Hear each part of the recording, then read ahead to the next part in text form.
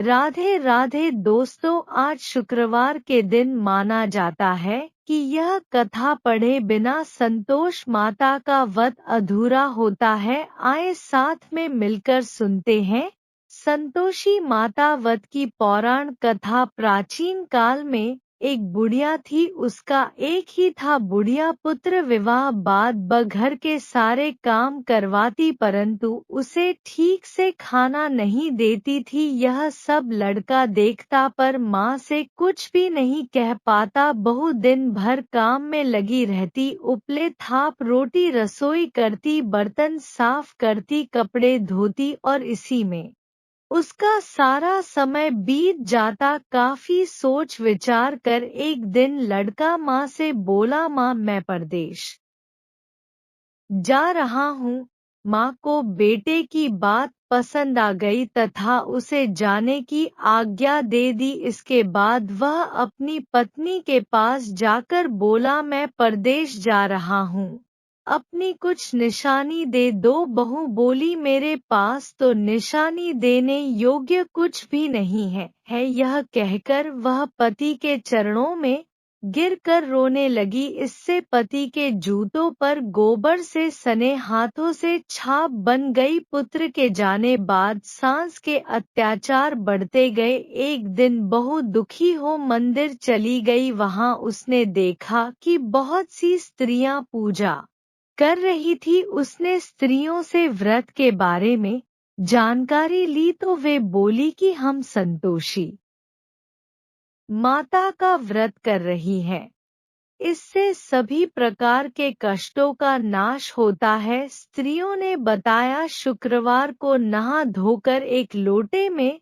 शुद्ध जल ले, गुड़ चने का प्रसाद लेना तथा सच मन से माँ का पूजन करना चाहिए। खटाई भूलकर भी मत खाना और नहीं किसी को देना। एक वक्त भोजन करना। व्रत विधान सुनकर अब वह प्रति शुक्रवार को संयम से व्रत करने लगी। माता की कृपा से कुछ दिनों के बाद पति का पत्र आया। कुछ दिनों बाद पैसा भी आ गया। उसने प्रसन्न मन से फिर व्रत किया तथा मंदिर में जा अन्य स्त्रियों से बोली, संतोषी माँ की कृपा से हमें पति का पत्र तथा रुपया आया है। अन्य सभी स्त्रियां भी श्रद्धा से व्रत करने लगी। बहू ने कहा, है माँ, जब मेरा पति घर आ जाएगा तो मैं तुम्हारे व्रत का उद्यापन करूंगी। अब एक रात संतोषी माँ ने उसके पति को स्वप्न दिया और कहा कि तुम अपने घर क्यों नहीं जाते। तो वह कहने लगा, सेठ का सारा सामान अभी बिका नहीं, रुपया भी अभी नहीं आया है। उसने सेठ को स्वप्न की सारी बात कही तथा घर जाने की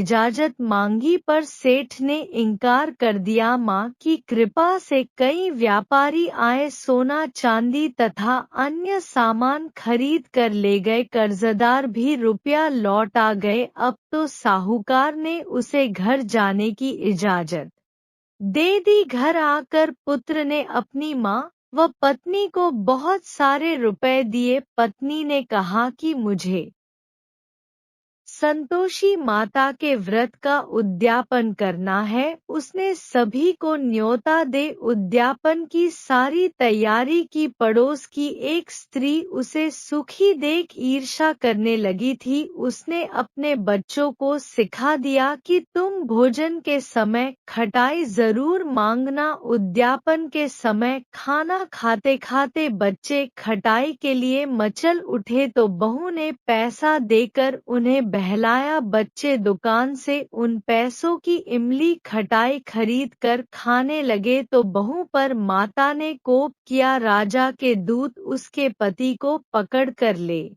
जाने लगे तो किसी ने बताया कि उद्यापन में बच्चों ने पैसों की इमली खटाई खाई है। तो बहू ने पुनः व्रत के उद्यापन का संकल्प किया। संकल्प के बाद वह मंदिर से निकली तो राह में पति आता दिखाई दिया। पति बोला, इतना धन जो कमाया है उसका कर राजा ने मांगा था। अगले शुक्रवार को उसने फिर विधिवत व्रत का उद्यापन किया। इससे संतोषी माँ प्रसन्न हुई। 9 माह बाद चांद सा सुंदर पुत्र हुआ। अब सास बहू तथा बेटा माँ की कृपा से आनंद से रहने लगे। इसी के साथ कथा संपूर्ण हुई है। संतोषी माता आप सबकी मनोकामना पूरी करें और अपना आशीर्वाद सब पर बनाए रखना। राधे राधे जी।